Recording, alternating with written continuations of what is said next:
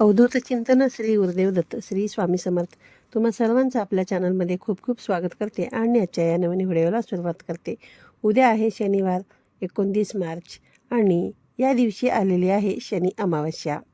जेव्हा अमावस्या तिथी ही शनिवारच्या रोजी येत असते त्या अमावस्याला शनी अमावस्या म्हणून ओळखत असतो. आणि शनी अमावस्या ही वर्षातील सर्वात मोठी अमावस्या मानली जाते.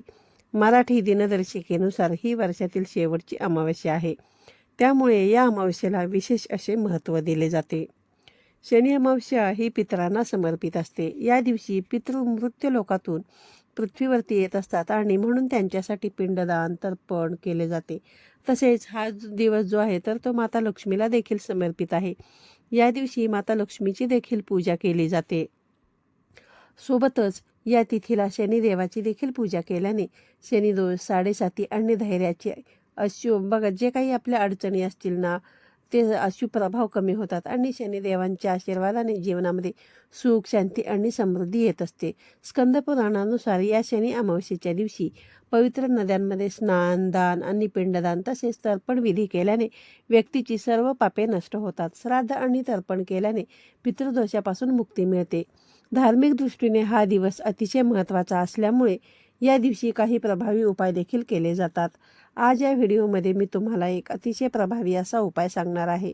उद्या शनी अमावस्येच्या दिवशी सकाळीच उंबरत्यावरती एक वस्तू ठेवायची आहे. ही वस्तू ठेवल्याने एका रात्रीत तुमच्या आयुष्याचे सोनं होईल.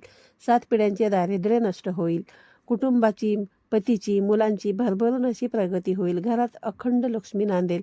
तर अशी कोणती वस्तू आहे ती सकाळी उंबरत्यावरती ठेवायची आहे, कोणत्या वेळेमध्ये ठेवायची आहे याबद्दलची संपूर्ण माहिती आज या व्हिडिओमध्ये मी तुमच्यासोबत शेअर करणार आहे. त्यामुळे तुम्ही हा व्हिडिओ स्किप न करता शेवटपर्यंत पाहत राहा. चॅनलवरती नवीन असाल तर चॅनलला नक्की सबस्क्राईब करा आणि असेच नवनवीन आणि माहितीपूर्ण व्हिडिओ पाहण्यासाठी बेल आयकॉनला देखील प्रेस करा. कमेंट बॉक्समध्ये श्री स्वामी समर्थ लिहायला विसरू नका. अमावस्या तिथी दर महिन्याला येतच असते, परंतु शनिवारी येणाऱ्या अमावस्येला शनी अमावस्या म्हणून ओळखलं जातं. दर अमावस्येला पितरांची पूजा करावी असे आपले धर्मशास्त्र देखील सांगत असते. पण दर महिन्याला पितरांची पूजा करणे शक्य नसेल तर किमान शनी अमावस्येला पितरांची पूजा जी आहे तर ती अवश्य केली पाहिजे असे आपले शास्त्रामध्ये सांगण्यात आलेले आहे. या शनी अमावस्येचा प्रारंभ जो आहे तर तो 28 मार्चला संध्याकाळी 7:55 होणार आहे आणि समाप्ती तिथी जी आहे तर ती 29 मार्चला दुपारी 4:27 होणार आहे. उदय तिथीनुसार आपल्याला ही अमावस्या शनिवारी साजरी करायची आहे. या शनी अमावस्येच्या दिवशी ज्या घरातील स्त्री हा उपाय आवर्जून करते त्या घरामध्ये नेहमी माता लक्ष्मी अखंड वास करत असते. आपल्याला सर्वांनाच माहिती आहे की आपण दिवाळीचे लक्ष्मीपूजन देखील अमावस्येच्या शुभ मुहूर्तावरतीच करत असतो. त्यामुळे धनप्राप्तीसाठी, लक्ष्मीप्राप्तीसाठी अमावस्येचा दिवस जो आहे तर तो अत्यंत महत्त्वाचा असतो.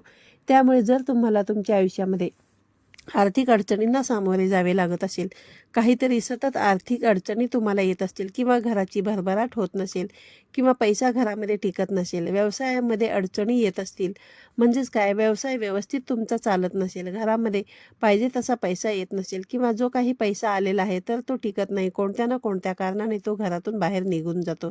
तर या सर्व कारणामुळे आपल्याला समजून येतं की माता लक्ष्मी जी आहे तर ती आपल्या घरामध्ये स्थिर राहत नाही. माता लक्ष्मी आपल्या घरामध्ये बघा नांदणे म्हणजे काय फक्त पैसाच असणे असे नाही, तर घरामध्ये एक प्रकारची शांती, समृद्धी असणे हे देखील तितकेच आवश्यक असतं. किंवा घरामध्ये एकमेकांमध्ये प्रेम, एकोपा असणे, घरामध्ये एक प्रकारचे आनंदाचे वातावरण असणे देखील आवश्यक असते.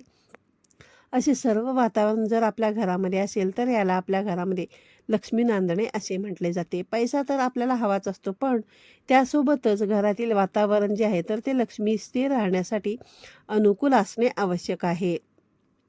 तर यासाठीच महिलांनी उद्या शनी अमावस्येला हा अतिशय प्रभावी उपाय जो आहे तर तो करायचा आहे.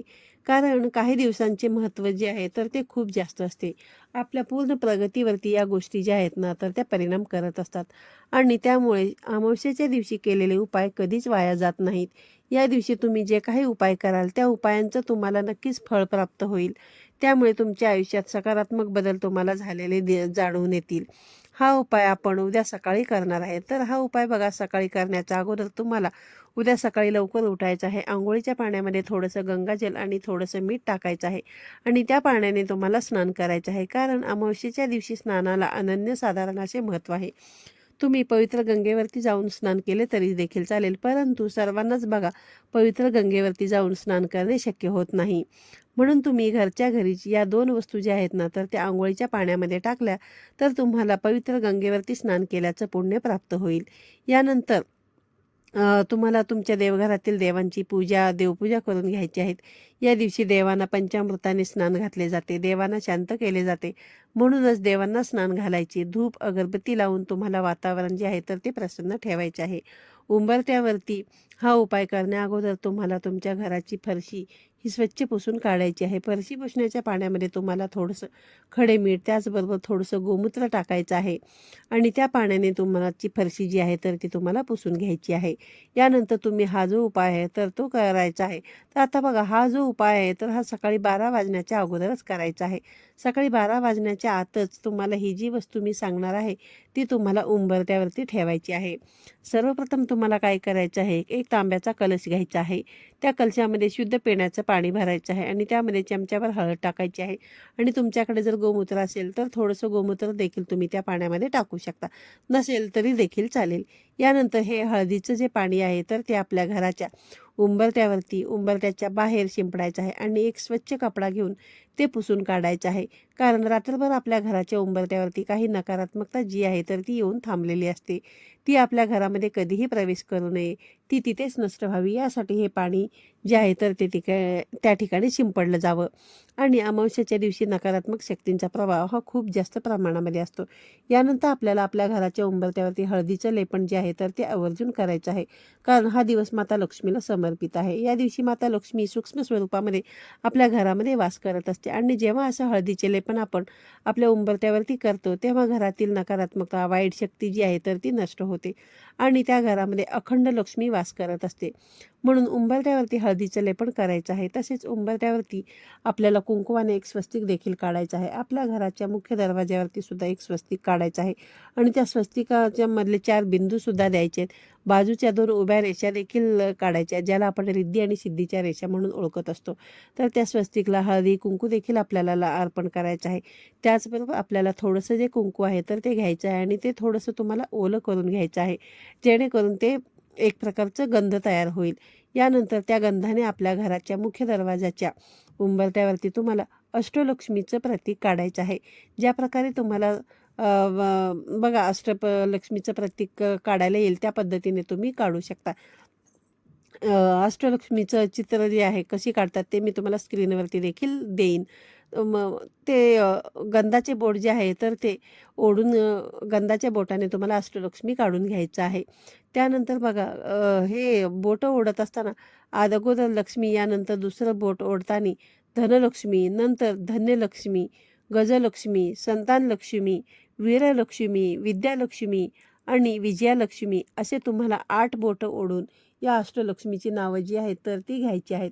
अष्टलक्ष्मी ही समृद्धी आणि संपत्तीची देवी आहे. या अष्टलक्ष्मीच्या पूजेने अपार आशीर्वाद मिळतात असे मानले जाते. म्हणून आपण दिवाळीच्या दिवशी देखील अष्टलक्ष्मीची पूजा करत असतो. या दिवशी सुद्धा अमावस्या असते आणि म्हणूनच या अमावस्येच्या दिवशी असं अष्टलक्ष्मीचे प्रतीक जे आहे तर ते आपल्याला उंबरठ्यावरती काढायचे आहे. जर तुमच्या घराला उंबरठा नसेल तर मग आपला दरवाजा असतो ना, तर त्या दरवाजावरती सुद्धा तुम्ही हे अष्टलक्ष्मीचे प्रतीक जे आहे तर ते काढू शकता. यानंतर त्या अष्टलक्ष्मीला तुम्हाला हळदी कुंकू, लाल फूल असेल तर अर्पण करायचे आहे. धूप दीप अगरबत्तीने ओवाळून घ्यायचं आहे. एक प्लेट घ्यायची आहे आणि त्या प्लेटमध्ये थोडीशी चण्याची डाळ ठेवायची आहे, ज्याला आपण हरभरा डाळ म्हणतो, ठेवायची आहे आणि त्या चणा डाळीवरती एक छोटासा गुळाचा खडा ठेवायचा आहे आणि ही जी प्लेट आहे तर ती आपल्या उंबरठ्याच्या बाहेरच्या बाजूने ठेवायची आहे. जेव्हा तुम्ही घरामध्ये प्रवेश करता, जी तुमची उजवी बाजू असणार आहे त्या ठिकाणी तुम्हाला ही प्लेट जी आहे तर ती संपूर्ण दिवसभर तिथे तशीच ठेवायची आहे. यानंतर दोन्ही हात जोडून तुम्हाला अष्टलक्ष्मीचे नामस्मरण करायचे आहे. घरामध्ये सुख, शांती, समृद्धी नांदावी, घरातील गरिबी दूर व्हावी अशी मनोभावे प्रार्थना करायची आहे. तर असा एक छोटासा उपाय जो आहे तर तो तुम्हाला उद्याच्या दिवशी, अमावस्येच्या दिवशी अवश्य करायचा आहे. आता हा जो गूळ आणि डाळ आपण ठेवलेला आहे, तर चणा डाळ ठेवलेली आहे, तर ती दुसऱ्या दिवशी तुम्हाला गाईला खाऊ घालायची आहे. गाईला सुद्धा माता लक्ष्मीचं रूपच मानलं जातं. यामुळे आपल्यावरती 33 कोटी देवतांची कृपा प्राप्त होते. कारण गाईच्या पोटामध्ये 33 कोटी देवी देवता जे आहे तर ते वास करत असतात असे म्हटले जाते. यासोबतच तुम्हाला संध्याकाळी सुद्धा अतिशय प्रभावी उपाय आपल्या घराच्या उंबरठ्यावरती करायचा आहे. ही अमावस्या पितरांना समर्पित असते. पितृ असतात तर ते आपल्या घराच्या उंबरठ्याच्या बाहेर येऊन थांबलेले असतात. त्यांच्यासाठी आपण किती सेवा करतो, त्यांची किती आठवण काढतो ते तिथून पाहत असतात आणि म्हणूनच त्यांना प्रसन्न करण्यासाठी, त्यांना तृप्त होण्यासाठी या दिवशी आपल्याला एक मातीची पणती घ्यायची आहे. त्यामध्ये तिळाचं तेल किंवा मोहरीचं तेल टाकून, बघा तुमच्याकडे तीळ किंवा मोहरीचं तेल नसेल तर जे तुम्ही देवपूजेसाठी वापरता ते तेल जरी वापरलं तरी देखील चालेल. त्यामध्ये तुम्हाला थोडीशी मोहरी किंवा तीळ जे आहेत तर ते टाकायचे आहेत आणि दुहेरी कापसाचे वातीचे वात जी आहे तर ती तुम्हाला त्याच्यामध्ये ठेवायची आहे आणि एका प्लेटमध्ये तुम्हाला तांदूळ घ्यायचे आहेत आणि तांदूळावरती हा जो दिवा आहे, पणती आहे, ती तुम्हाला लावून प्रज्वलित करून ठेवायची आहे आणि आपल्या घराच्या उंबरठ्याच्या बाहेरच्या उजव्या बाजूला तुम्हाला ठेवायची आहे. या दिवशी बघा पितृ जे असतात ना तर ते पुन्हा पृथ्वीवरून मृत्यू लोकामध्ये जात असतात आणि जात असताना त्यांच्या वाटेमध्ये कोणताही अंधार जो आहे तर ते येऊ नये यासाठी त्यांना समर्पित म्हणून हा दिवा जो आहे तर तो लावला जातो. एक दिवा संध्याकाळी तुम्ही 6 ते हा जो दिवा आहे तो संध्याकाळी 9:30 वाजल्यापासून तुम्ही रात्री कधी कोणत्याही वेळेमध्ये लावू शकता. तर असा दिवा जो आहे तर तो आपण आपल्या पितरांसाठी लावला तर आपले पितृ आपल्यावरती प्रसन्न होतात आणि आपल्याला सुखी संसाराचे आशीर्वाद देतील. जर पितृच आपल्यावरती नाराज असतील तर आपण कितीही देवतांची सेवा केली तरी देखील देवता जे आहेत तर ते आपल्यावरती प्रसन्न होत नाहीत. म्हणून पितृ आपल्यावरती प्रसन्न असणे हे खूप महत्त्वाचे आहे. म्हणून त्यांना असा दिवा ह्या ज्या काही सेवा आहेत ना तर त्या आपण पितरांसाठी केल्या पाहिजेत. त्याचबरोबर पहा, आपण अमावस्येच्या दिवशी आपल्या घराच्या मुख्य दरवाजावरती एक वस्तू लावत असतो, तर ती म्हणजे कोहळा. बघा, शनी अमावस्येच्या दिवशी तुम्हाला एक कोहळा खरेदी करून आणायचा आहे. यानंतर तुम्हाला तो कोहळा तुमच्या देवघरासमोर ठेवून कोहळ्याची पूजा करायची आहे. त्या कोहळ्यावरती तुम्हाला कुंकवाने स्वस्तिक काढायचं आहे. हळदी कुंकू अक्षता वाहून त्याची पूजा करायची आहे. यानंतर एक लाल रंगाचा कपडा घेऊन त्या कपड्यामध्ये हा कोहळा तुम्हाला बांधायचा आहे आणि आपल्या घराच्या मुख्य दरवाजावरती वरच्या बाजूने तुम्हाला तो बांधून टाकायचा आहे. बघा, कोहळा आपल्या बघा घराच्या मुख्य दरवाजावरती लावतो ना तेव्हा कुठलीच नजर जी आहे, नकारात्मकता जी आहे ना किंवा वाईट शक्ती ज्या आहेत, अलक्ष्मी, इडापिडा आपल्या घरामध्ये प्रवेश करत नाहीत. सर्व वाईट गोष्टी ज्या आहेत तर त्या आपल्या घरापासून लांब राहतात.